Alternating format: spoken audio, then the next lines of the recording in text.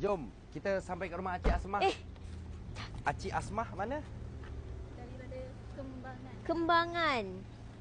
Dari Kembangan Hari ni kita hantar Cuba mini relax, David, relax. customer jajan. Kalang Acik kabut Asmah benar lagi budak-budak satu. ni. Tak tahu apa Stranger yang seorang je tahu. digabrahkan sangat. Ada buat ijam follow sekali. Lepas tu kita ada buat something untuk Acik. Apa ni? Biasa buat GTR. Kali ni kita bawa Mustang warna oren. Boleh bos? Allah. Ni huru-hara ni. Huru-hara. Rumah kedua apa banyak kau? Ni dah berapa trip dah? Kau yang tak ada tadi. Ya ke? Ini dah rumah keberapa? Oh, dah Keempat, lepas kelima lah. dah. Yang tadi tak sempat. Ini sempatnya Yang Cik. tak tahu ni. Acik Boleh ke Asmah. buat- Acik, Assalamualaikum. Wah. Acik Asmah. Assalamualaikum Acik. Minta maaf ya aku. Ya Allah. Sihat Acik. Alhamdulillah. Ya Allah. Cantik je rumah Acik. Alhamdulillah. Sila-sila Acik. Sila Acik. Itulah. Mana jajan? Oh, Jaja kena jaga gudang. Dia ada appointment. Tadi ada customer Kelang tadi. Kau tak diikut. Ya. Allah Akbar. Wah. Ada oleh-oleh ya, Acik.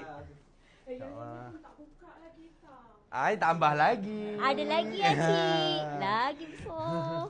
Lagi besar. Cantik rumah Acik. Ni bos. Acik ambil ni. Wah, ni geng. Mini Mini David. David. Ini dia barang Cantik dia. lah. Baru sampai hari tu, geng. Yang baru sampai.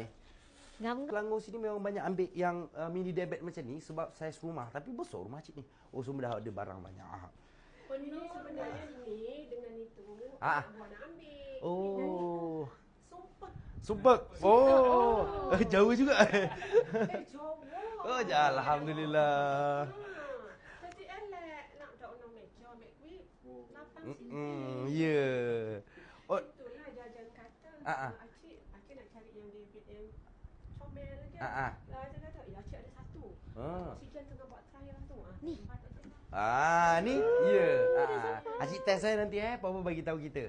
Alhamdulillah. Urusan dah settle. Dah ada buat video? Okey. Ini SOP yang pertama ni paling penting. Kita ada sini mak cik. Bos masuk sekali dah. Tak apa. Tak, dia orang punya kerja dulu. Boleh. Masuk sekali bos. Kita kat sinilah tu. Biar takut dia kekok buat video. Nak tengok dia secara lah. Alhamdulillah. Jemput lah. Jama. Cepat. Yang penat-penat dulu sini. Yang penat-penat dulu. Wahai lelaki. Yang Dah penat-penat boleh dulu. ni. Dia utamakan. Yang penat-penat dulu.